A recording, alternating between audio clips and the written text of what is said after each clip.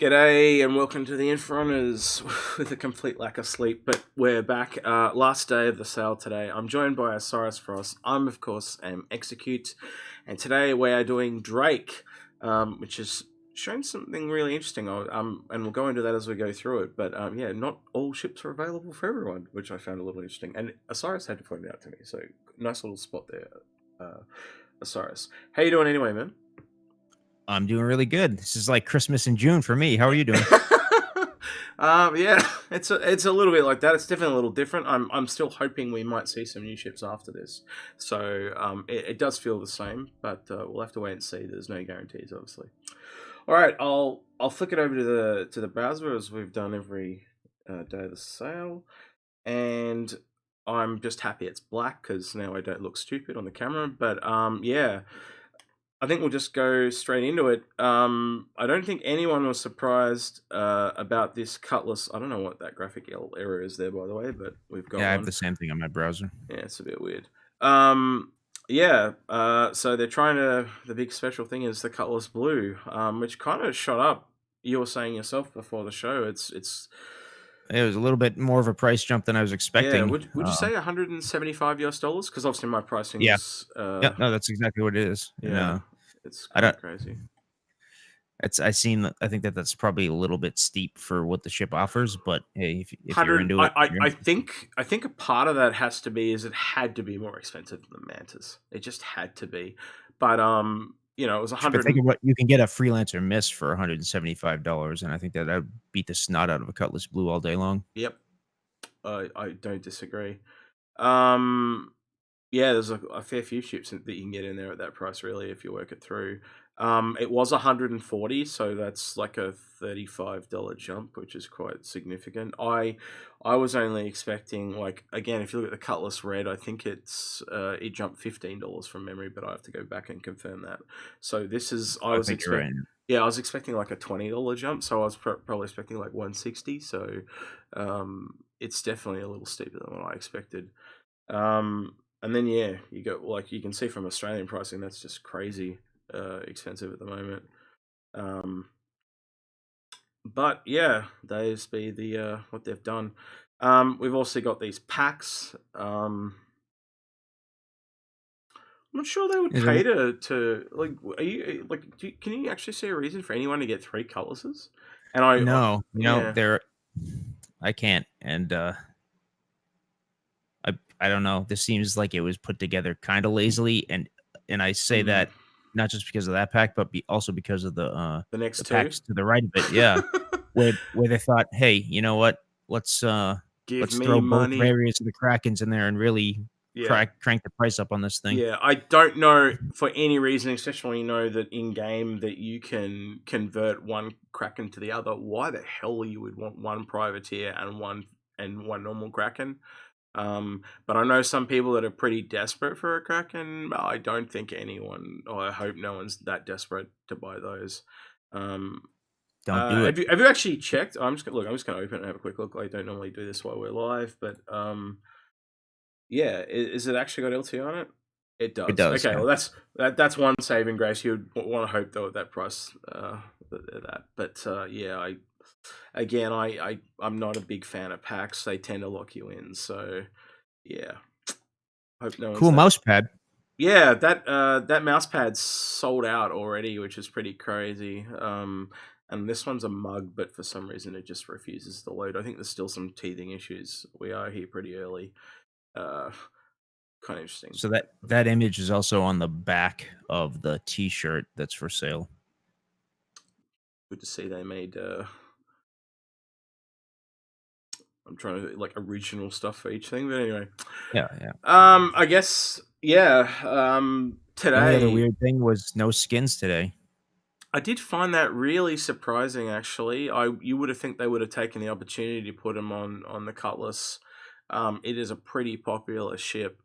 Um, Especially, what was that, like 2 weeks ago on Calling All Devs, or no, Star Citizen, Inside yeah, Star we kind Citizen, of they saw showed one, off didn't we? Yeah. several possible Cutlass Blue skins that they didn't end up going with. Maybe that's one in game that we can earn for free. Maybe, Yeah. maybe I don't know. Maybe they've just not been selling well or something like that. We do know they've changed these sales on the fly in the past. So, Yep. um, okay. Well, I guess we'll just start through going back, talking about our recommendations for CCUs. I guess because we've only really talked about those two big ships, but and kind of given our opinion on that already. So, the Cutlass is a really good ship in the game at the moment. Again, it kind of falls under that mantra though of you kind of want to have an exit strategy for that ship, so to speak, because it's just not worth it. And I'd almost say the same thing for the Cutlass Red. Would you agree with that yourself? Um, I would, with the caveat that the Cutlass Red is currently the only ship in game. No, that's not even true. They have the Carrack now that has a hospital bed in it, but Yep. the Cutlass Red is half the price of the next medical ship up, which Yes. is the Apollo. Mm-hmm. So it is much more accessible if you're not trying to go off the deep end and spend all kinds of money. Yeah, that is true. How would I put it though? I'm a bit concerned about the quality of the beds in that Cutlass Red, but until we, as Yeah. you said, until we kind of see the Apollo, we kind of really can't comment. Um, yeah, what's the Apollo like? I think it's like 210 when it originally came out, but it's probably gone up now. So I I can, think it's 250 for the base, oof, 275 to the yeah, one you unlock with the mini game. yeah. So it is kind of gone up quite a bit. Unfortunately, they're growing and growing every time. Yeah, I still would take the Apollo. I think it's going to have like more, like especially if you're really into that medical gameplay. Um, but like as I said, if you want something right now, it's probably the best ship in the game, especially with the box missions and stuff like that. And I'm talking about the Cutlass Black here, obviously. Um, but yeah, for me, they're great for now, but I probably wouldn't keep them around like value wise, they're not going to really retain their value as more expensive ships will. If you've seen any of our previous episodes, Buccaneer's the same thing. I think the Buccaneer isn't even as good as the Gladius, but it costs more. Is that kind of where it sits for you? Yeah, I think that the Gladius is probably um now I haven't flown Arena Commander in a few patches, but I've heard that the Gladius is the meta right now. I think it's probably the most balanced light fighter. Yep. I think that technically the Buccaneer probably has more firepower than the Gladius, but again, you got to land shots, and I think It that did. It did there's a recent. lot of vulnerabilities to the Buccaneer anyway. Yeah, it did recently get the gimbals for its size one's guns, so that would definitely increase it quite a lot. Um, Again, great for now. It's under $200. Kind of not going to multiply in value. I think this will be the really big one for today, though. Oh Is yeah, the yeah. Caterpillar? A lot of this in the game at the moment is like one of the best haulers in the game. Every time we talk to someone that's got it in a fix my fleet, it's always I've got it to see what the modules will do and etc etc. So this is yet to show its full potential. I clicked the back button like an idiot. Amateur hour. Twice.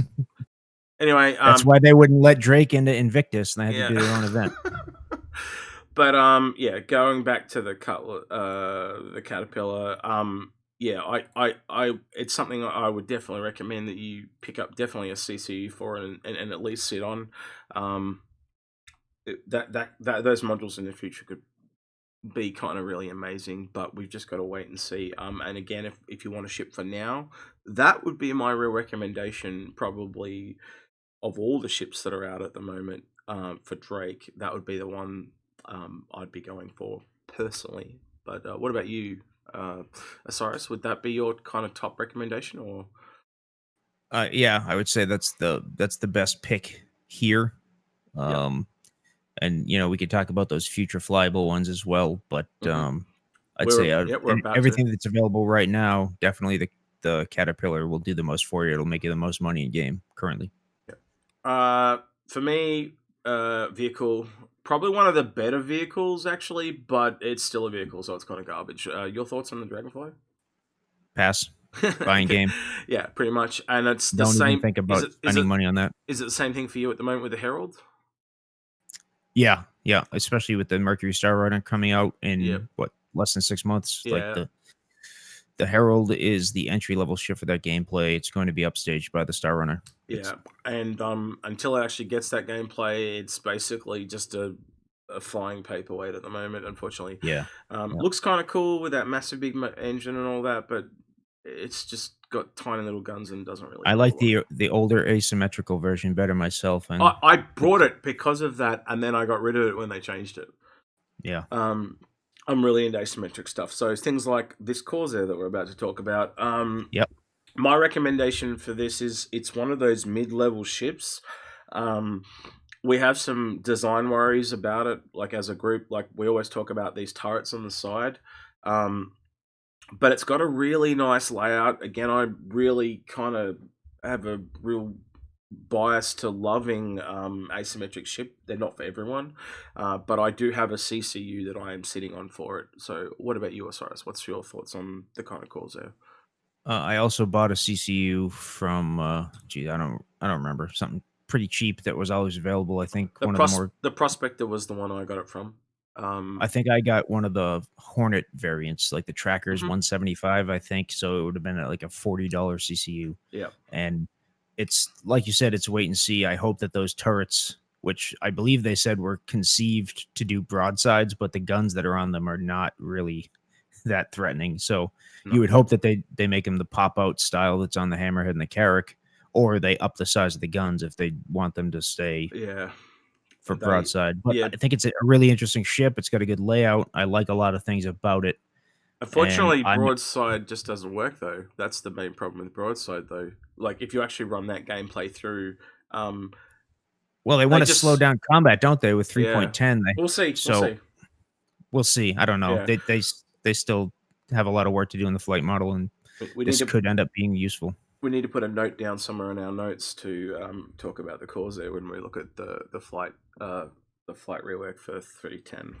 Yep. The Vulture. Unfortunately, it's a profession starter, advanced starter.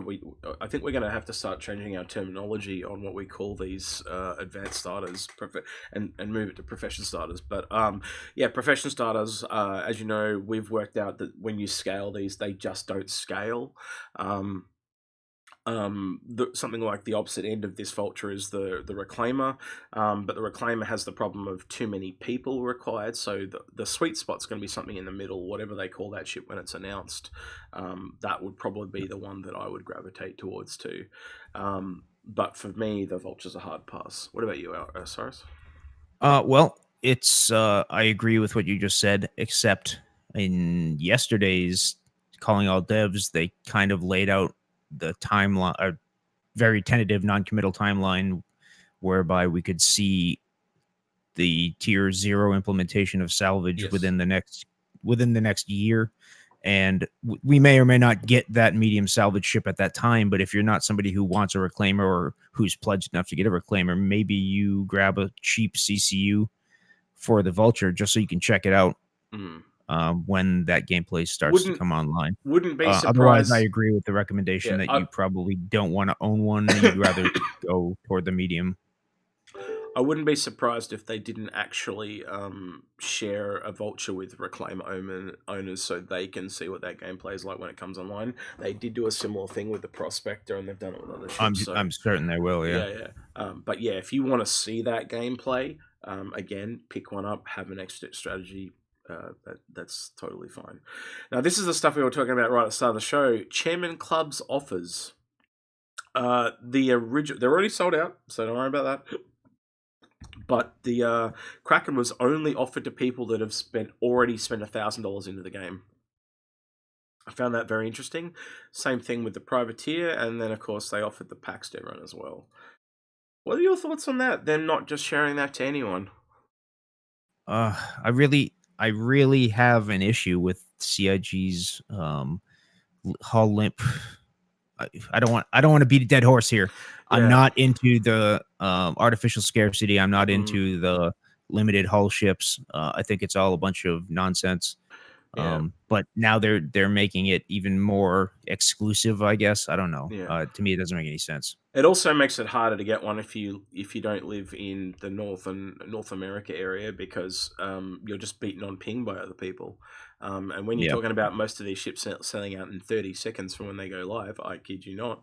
I'm telling Um, you, like I don't have any serious interest in owning most of these limited hull ships. I made a token effort to buy an Idris, and they were sold out before I could get the webpage to load back on Aegis Day. Jeez. It's stupid. If you remember, now here's the thing. If you remember when the Kraken first came out, they made you like Yep. write an essay to get a lottery number so Yep. that you would be competing against a small number of people. Then if you did get a Kraken, they would flag your account so that you couldn't buy another standalone Kraken. Mhm. This was supposedly to target resellers, and I Yep. guess that it didn't occur to CIG that they could apply that same methodology to other ships. But now we still have F5 wars completely unnecessarily. Yeah, I think if they're going to do the limited hull stuff, I would actually like to see that they let people know in advance and people can show expressions of interest. But I'm thinking the other side of it was probably just too much work for them.